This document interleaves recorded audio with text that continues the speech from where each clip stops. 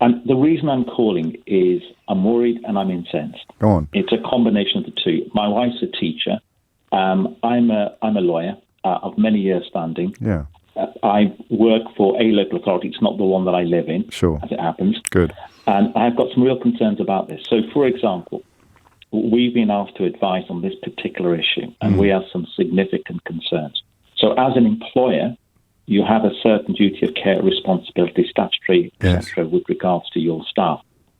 Teachers are being treated very differently to many other employees They are, by aren't they? the employer. Yes. So, for example, many teachers are now being exposed in a way that they perhaps wouldn't be if they were working in another place of work. So if I give you an example, in my wife's school and in many other schools, teachers are being specifically prohibited from wearing face masks. Right. In effect, they're being told not to wear any PPE unless it's for certain specific situations. So, for example, it might be the child has soiled themselves, or they are exhibiting clear symptoms of COVID, high temperature, coughing, etc. Other than that, they're prohibited from wearing face masks. Now, that is putting teachers at significant risk. Now, I go back to March of this year, and my brother-in-law is a GP, a very experienced GP, and he was saying at that time, he goes, this is not rocket science. He goes, COVID is it's very much related to the common cold in terms of how it transmits from one person to another. We know that it's airborne. And so in any environment where, for example, if you've got someone that's got a cold, there's a very good chance they're going to pass it on from each other when they're in relatively close proximity or within a room and there isn't sufficient change of air. Now, if you've got kids or students in a classroom over a period of time, that becomes an area that carries a significant risk if one of them has COVID. Now, they may not necessarily suffer for it for themselves in terms of having serious consequences, but they are known, and this has been documented time and again, as super spreaders.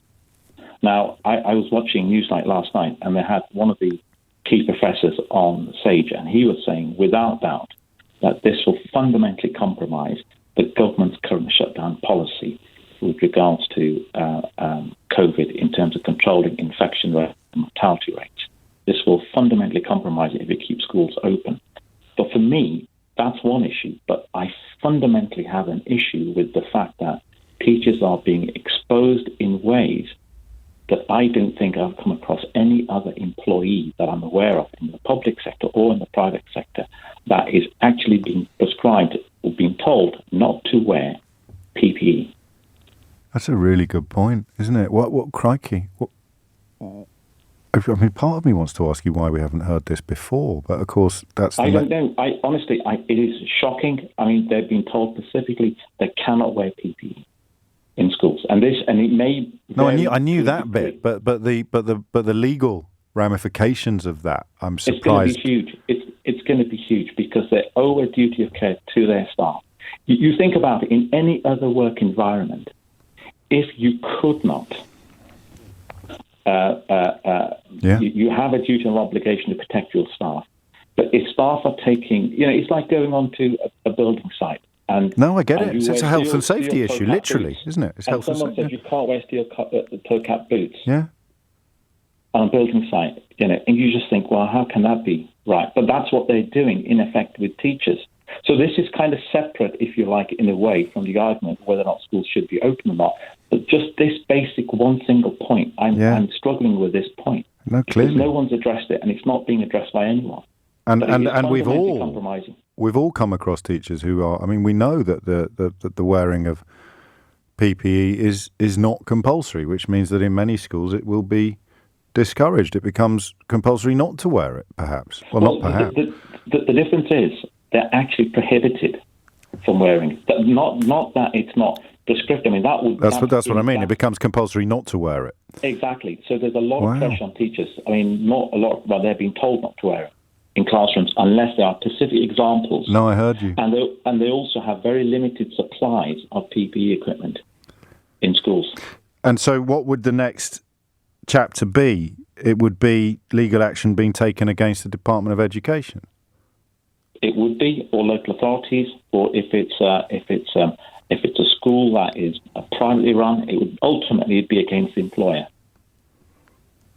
Crikey! So, for example, if someone was to say that they want to wear some PPE equipment because they have concerns, and the employer is saying no, you can't wear it, then it is in a form of constructive dismissal if they decided not to continue. I can't come to work if I can't wear the personal protective equipment that almost every other worker in the world is allowed to in the country is allowed to wear. Exactly. Now, this is separate from whether or not schools should be open or closed. I think. No, I know it is. No, this is fascinating, and it's clearly built upon. It's fascinating by your family setup as well, because your wife is a teacher reporting back on what teachers are being told. Your brother-in-law is a GP reporting to you what some of the medical ramifications will be, and you work as a lawyer for a local authority, so it will cross your desk if it does escalate in the circumstances that you've just described. So you're like the three musketeers of qualifications on this issue.